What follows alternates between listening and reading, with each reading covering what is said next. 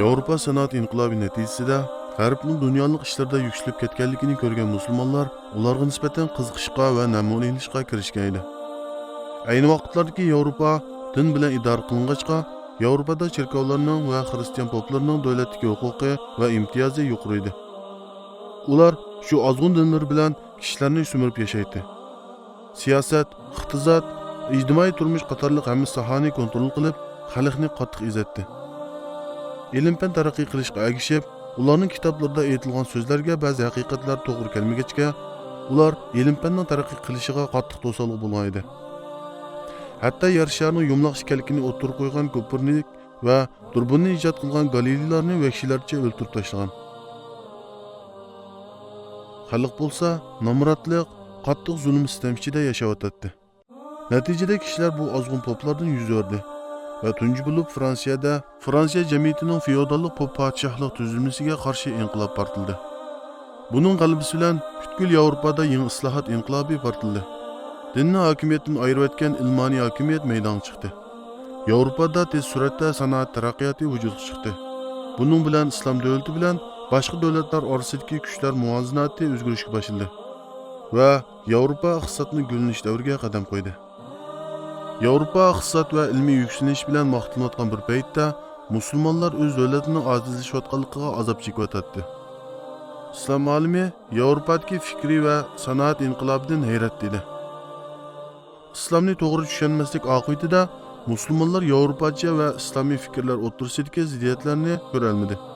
Ular qabul qilsa bo'ladigan ilm-fan, kashfiyot, sanoat qatorliq sohalar bilan qabul qilg'ili bo'lmaydigan falsafa, fikr qatorliqlar o'rtasidagi farqni tekshirmadi. Yevropa musulmonlarga islomga zid bo'lgan ideya, islom tuzumiga zid bo'lgan yangi tuzum, shariat qonunlariga zid bo'lgan yangi qonunlarni elib keldi. Yevropa islom olimiga ilm-fan nomi ostida fikriy hujum qilayotgan edi.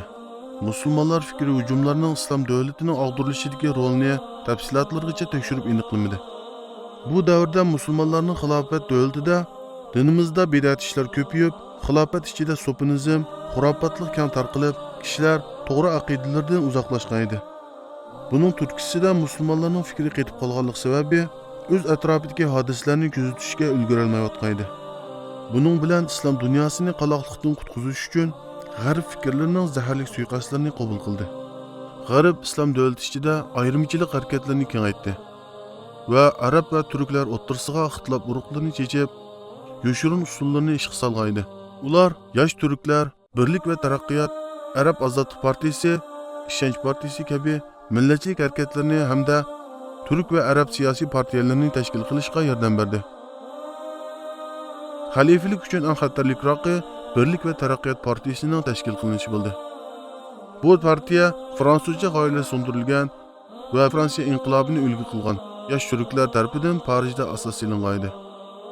Beshida partiya yoshirin jamiyat sifatida ta'sirli shaxs Ahmad Rizobi rahbarligida Turkiyaga g'arb ideyasini elib kelish uchun tashkil topgan.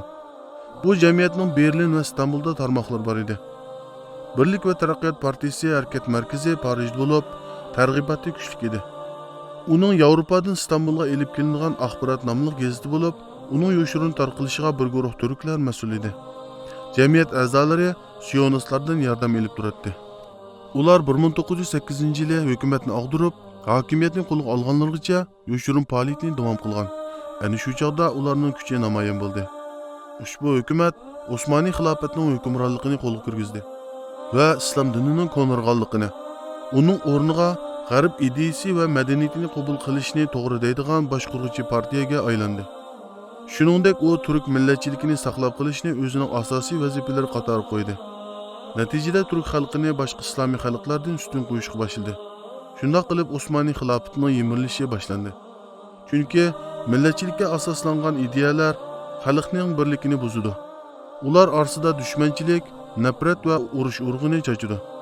Shundoq qilib arablar kamsitilishga boshladi. Hukumat o'rinlaridan yiroqlashtirildi. Arab yurtlariga valiylik tayinlansa, qasdan arab tilini bilmaydigan turklar avatildi. Turk tili Osmon davlatining rasmiy tiliga aylandi. Natijada kishilar arab grammatikasini turk tilida o'rganadigan bo'ldi. Yana bir tarafdan İngiliz va fransuzlar arablar orasiga so'qinib kirib, millatchilik fikrini tarqatdi.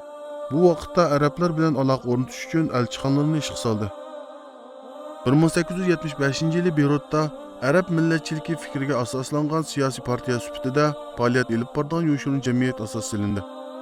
Bu arab millatchiligi va dinni davlatdan ayirib idora qilishga chaqiradigan hamda ular turk davlati deb ataydigan Osmoniy xalifaligiga nisbatan adovat o'rnatadigan, shuningdek musulmonlarni islom aqidasidan nafratlantiradigan islom olamidagi tunji siyosiy partiya bo'ldi. Ular Turkiyani islom diniga yaqinroq bo'lgan arablardan xalifalikni tortib oldi deb ayblashdi. Buni Livandagi xristian yoshlar tashkil qilgan edi. Fransuzlar 1913-yili 18-iyulda Parijda arab yoshlar qurultiyi o'tkazishga yordam berdi. Shuningdek keyin arab millatchilarining Osmoniy xilofatiga qarshi Angliya va Fransiya bilan birlashishi boshlandi.